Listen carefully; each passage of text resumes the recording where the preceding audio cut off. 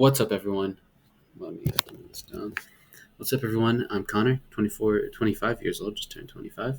And this is Alfred. So I'm the founder of Alfred. So, what Alfred is attacking is the problem Alfred is attacking is information fragmentation. If we double click into information fragmentation, first off, I guess, why is it an issue? We think about the lack of productivity we have on a daily basis, flipping from website to website, app to app, service to service.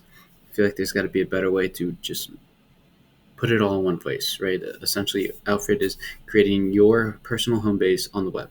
That is what we're doing. That is our solution for tackling information fragmentation. And then just double clicking into information fragmentation, my analysis on why it's an issue is currently because of how the internet is set up. So the internet is set up to heavily rely on the search function. The search function is an active function that requires us to go to the information every single time. Now, that inherently creates these tab structures, which was the original way for the internet to more of aggregate information together. But now with the advent of AI and just how more and more users have adapted and started using the web significantly since, let's say, 2015, there's just been an exponential amount of new information, AI generated information, sites, you name it, popping up on the internet.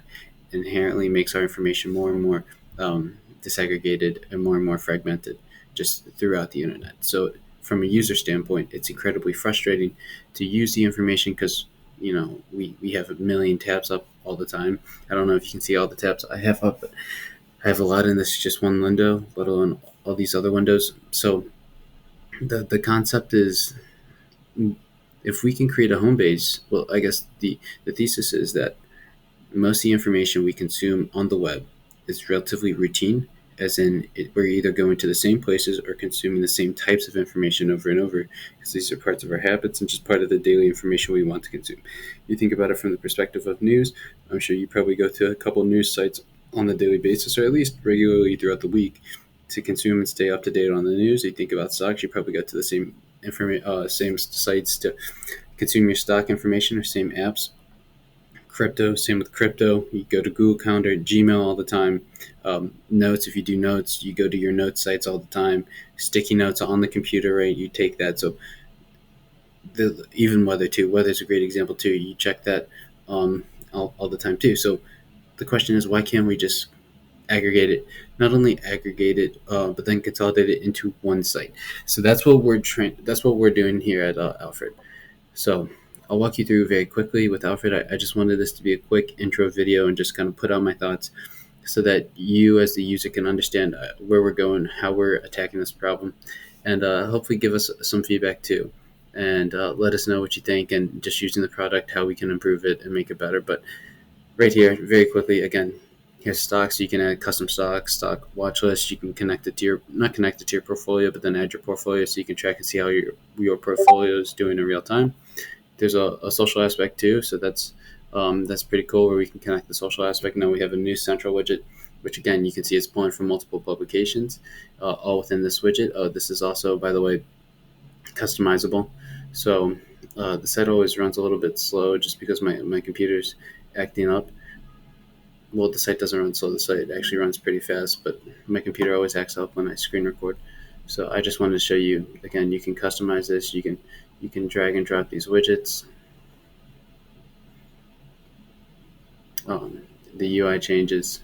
So however you like, you can make this layout identical to you, or identical to, not identical, but catered to your taste. And again, like notes, we have a sticky note widget over here. We have it connected to your Google Calendar. So you look at events, you can see the events. Research paper feed, geography quiz if you want a little break, Gmail widget, again, connecting it to your, this was, connected to the Gmail. So this is our way of, okay, we can aggregate this all within one tab. And then if we built it on the back of a developer ecosystem, the amount of potential that we can truly unlock is quite amazing. Very similar to what the App Store did with the iPhone before the App Store. You look at the iPhone, it's a smartphone, but it's a glass screen instead of a keyboard. But then it adds the App Store, and now the utility of the iPhone is essentially having a mini computer in your back pocket, so you can do just about anything and everything. It's amazing, one of the best inventions ever. But again, that's because the App Store was created on iPhone. If you take away the App Store, the actual utility of the iPhone is nowhere close to what the utility of the iPhone is now, because you can't have stuff like DoorDash and Uber. You can't have stuff like Instagram, being able to check Instagram and Twitter on your phone, right? It's just text, call, I guess, check your email, and go on the internet, which again is great. But fundamentally, what the App Store did was it creates a home base within a hardware device that you always carry on you for the information you want to consume.